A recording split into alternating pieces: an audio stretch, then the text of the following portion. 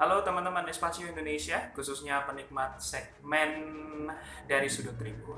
Selamat datang di episode kali ini yang melanjutkan episode kemarin kita membahas mengenai forward atau pemain depan. Terima kasih sekali lagi untuk teman-teman yang masih setia nonton konten ini dan masih terus bergabung bersama dengan kita untuk membahas skuad musim lalu yang dipastikan kemudian Persipura Jayapura turun kasta ke Liga 2. Masih menantikan kompetisi yang hadir di semester kedua atau di bulan-bulan Agustus September ya untuk Liga 1 dan Liga 2 sendiri. Update-nya sampai sekarang masih adem ayem, masih belum ada dan masih libur juga. Tapi beberapa tim Liga 1 itu sudah banyak persiapan, terutama transfer pemain dan juga sudah ada latih tanding juga di beberapa tim begitu ya. Dan sebelum kita bahas pemain. Saya mau bahas dulu sampai video ini naik, manajemen kemudian dari pihak klub masih sepertinya masih adem ayem saja, belum ada pergerakan yang signifikan, belum ada pergerakan yang mengejutkan begitu.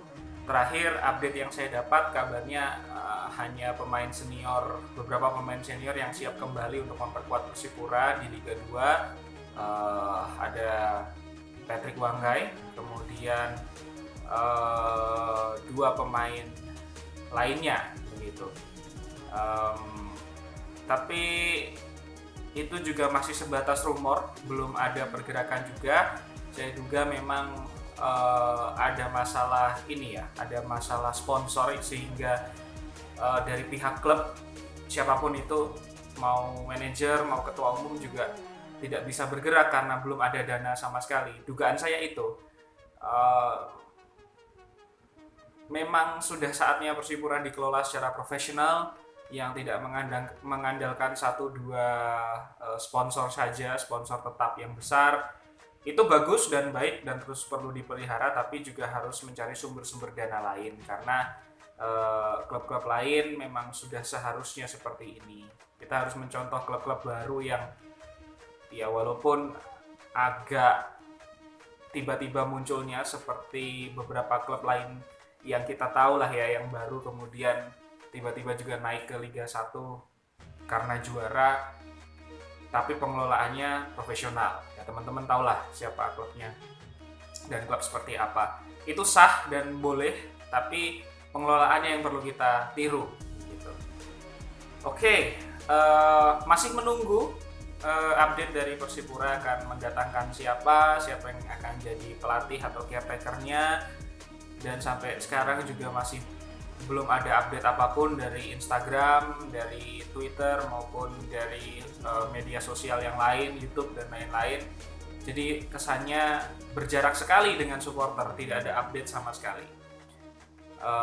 Rilis juga dari media-media saja yang kita harus cari, tidak dimanfaatkan media sosialnya, sehingga supporter dan manajemen supporter dan klub terkesan jauh begitu ya hubungannya, padahal kita yang kemudian mendukung ketika Persipura main.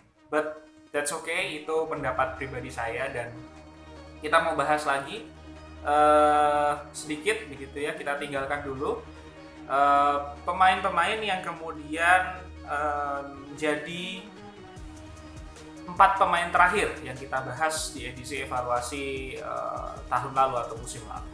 Yang pertama, saya mau mulai dari Ramai Rumakie, pemain yang potensial, dipanggil timnas di usia mudanya, memasukkan gol di ajang Asia Tenggara, kalau nggak salah AFF waktu itu, dan saya ikut berbangga atas golnya. Tapi kemudian kendala Ramai ini adalah walaupun potensinya besar, skillnya bagus, dia masih sangat muda. Nah, itu perlu pematangan, perlu jam terbang, perlu tempat yang pas untuk mengolah dia menjadi pribadi yang dewasa, pribadi yang tahu menempatkan diri, pribadi yang sadar akan talentanya sehingga dia tahu bagaimana harus mengembangkan diri. Nah, itu yang paling utama. Kemudian untuk Ramai sendiri di musim lalu, walaupun penampilannya bagus, walaupun penampilannya berpengaruh untuk timnas, sekali lagi untuk timnas, tidak untuk Persipura, karena akhirnya terlalu sering dipanggil timnas, tidak pernah atau jarang diturunkan main Persipura. Jarang sekali, saya hanya bisa hitung lah Ramai itu main berapa kali untuk Persipura, sisanya di timnas karena sering dipanggil TC ke Jakarta atau bahkan ke untuk kompetisi gitu ya, sehingga dia jarang bermain. Tapi ini pemuda potensial, kemarin juga sempat mengeluarkan pernyataan kalau belum ada yang menghubungi untuk tetap bertahan, tapi di sisi lain manajer bilang dia tetap bertahan. Jadi ini ada miskomunikasi yang kalau tidak diluruskan ini juga bisa jadi bola liar dan bola panas, karena Ramai adalah potensi besar yang dimiliki oleh Persipura dan harganya pasti juga untuk youngster mahal sekali untuk Ramai. Oke, tinggal pilihan dia seperti apa, apakah akan stay atau akan keluar gitu. Kita lanjut lagi, ada Gunansar Mandoen. Gunansar Mandoen adalah potensi bagus untuk Persipura, skillnya bagus, speednya bagus, kemudian shootingnya bagus. Yang masih perlu diperbaiki adalah emosionalnya. Ya, pemain muda khas ya, emosional, kemudian protes, tidak, kemudian kadang masih lepas gitu ya secara mental, emosinya, tapi secara skill dan lain-lain sebenarnya ketika dia bisa berkembang ini juga jadi bola panas atau player atau pemain mahal yang juga bisa diburu oleh klub-klub Indonesia. Kontribusinya juga lumayan, Gunansar sempat cedera di pertengahan musim tapi kemudian kembali lagi untuk berkontribusi dan itu bagus. Semoga bisa menjadi andalan Persipura di Liga 2. Kalaupun harus out, ya kita bisa apa? Karena kita juga belum bisa mengontrak siapapun. Next ada Yevhen Bokashvili atau Baha, pemain yang kemudian baru moncer di musim-musim akhir atau di musim pekan-pekan terakhir, yang kabarnya sudah CLBK lagi ke Sleman, tapi terakhir kabar dia belum tahu akan seperti apa. Tapi arah yang paling tepat memang kembali ke Sleman sih kayaknya. Dan Yevhen tuh sebenarnya striker yang bagus, cuman dia tidak dapat support yang pas di Persipura di musim lalu. Jadi suplai bola ke dia tuh jarang. Sebenarnya tajam, insting striker sekali, dan saya suka ketika Persipura datangkan Yevhen gitu. Tapi ternyata juga tidak sejalan.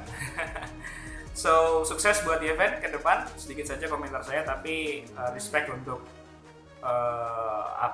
usahanya membantu Persipura di musim lalu.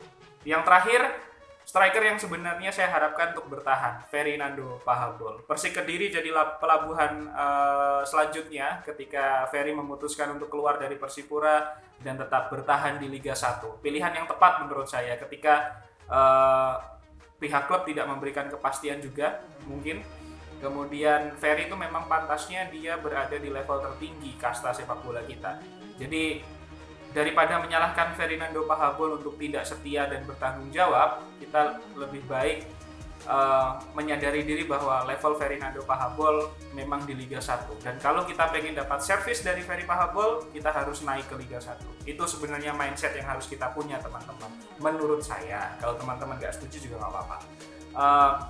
Karena tidak ada gunanya untuk kemudian menyalahkan pemain, karena pemain juga perlu kerja, pemain butuh uang untuk kemudian membiayai keluarganya, walaupun mungkin alasannya tidak semata-mata uang. Tapi kalau berada di satu klub yang tidak punya kejelasan, dalam artian tidak punya jaminan atas masa depannya, dia juga harus memikirkan keluarganya. Mungkin klub akan jauh lebih besar. Saya percaya pemain-pemain yang keluar juga kalau disuruh bertahan di Persipura juga pasti mereka mempertimbangkannya, bahkan mau begitu. Tapi kalau tidak diberi kepastian juga mereka harus terus mengusahakan dapurnya itu tetap ngebul gitu ya untuk keluarga, apalagi sudah punya keluarga, istri, anak dan lain-lain. So mereka memilih yang pasti saja dan itu sangat wajar.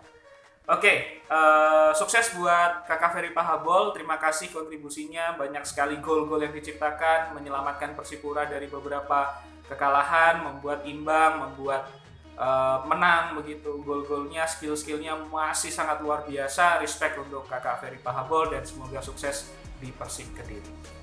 Itu saja teman-teman yang jadi catatan, dan besok kita akan bikin konten siapa pelatih atau calon pelatih yang paling cocok untuk kemudian menukangi Persipura Jayapura. Saya sudah lempar di grup Persipura Jayapura 2021-2022, ada beberapa nama di sana. Nanti saya akan coba research, saya coba penelitian sedikit di mana mereka terakhir berkarir dan siapa yang paling cocok untuk menukangi Persipura Jayapura. Terima kasih teman-teman. Jangan lupa subscribe, jangan lupa share ke teman-teman yang lain supaya bisa subscribe juga. Jangan lupa like, komentar di bawah teman-teman, kita ramaikan komentar di bawah, nanti kita diskusi juga bisa dan bisa jadi bahan untuk video selanjutnya. Terima kasih, selamat melanjutkan aktivitas, tetap sehat, Tuhan memberkati. Salam merah hitam, salam Persipura Jayapura.